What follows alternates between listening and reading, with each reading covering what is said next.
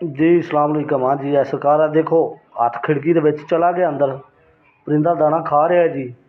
ਠੀਕ ਹੈ, ਇਹਦਾ ਨਾਂ ਹੈ ਸ਼ੌਕ, ਇਹਨੂੰ ਕਹਿੰਦੇ ਨੇ ਤਿੱਤਰ। ਠੀਕ ਹੈ, ਤੇ ਉਹ ਤਿੱਤਰ ਕਿਹੜਾ ਵੀ ਜਿਹੜਾ ਹੱਥ ਮਾਲਕ ਅੱਗੇ ਕਰੇ ਜਨਾਬ, ਤੇ ਤਿੱਤਰ ਬੋਦੀ ਚਾਲ ਵੇ, ਝੰਡ ਚਾ ਕੇ ਖਲੋੜ ਲਵੇ।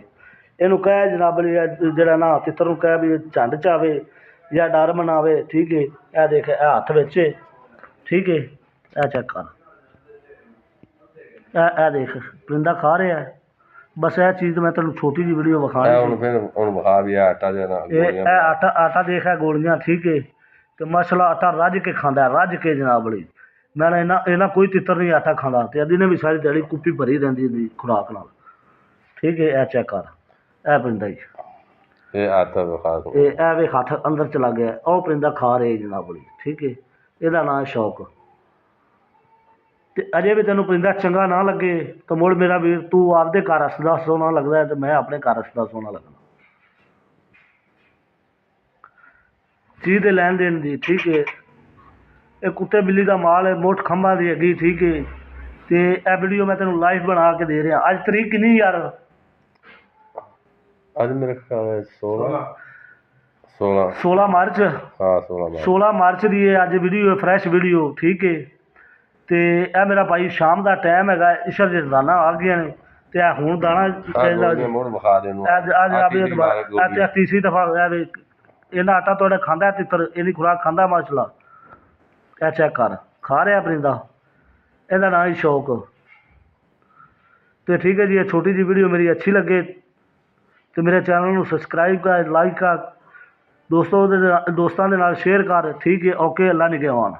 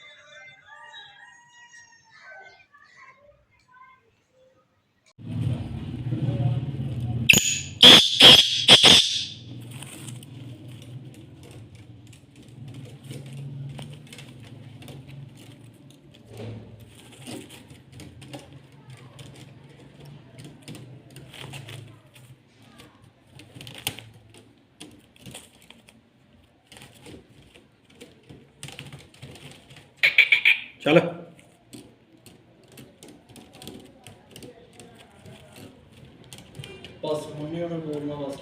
ਨਸਲ ਬੜੀ ਸ਼ੈ ਹੁੰਦੀ ਏ। ਤੇ ਜਿਨ੍ਹਾਂ ਕੋਲ ਚੰਗੀ ਨਸਲ ਹੁੰਦੀ ਹੈ ਨਾ, ਉਹਨਾਂ ਦੀ ਕਦੀ ਨਹੀਂ ਪੇੜ ਵਿੱਚ ਕੰਡ ਲੱਗੀ। ਕਿ ਬੂਟੇ ਨਹੀਂ ਫਸਲਾਂ ਦੇ, ਸ਼ਕਲਾਂ ਤਾਂ ਨਹੀਂ ਮੁੱਕਦੀ, ਗੱਲ ਮੁੱਕਦੀ ਹੈ ਨਸਲਾਂ 'ਤੇ।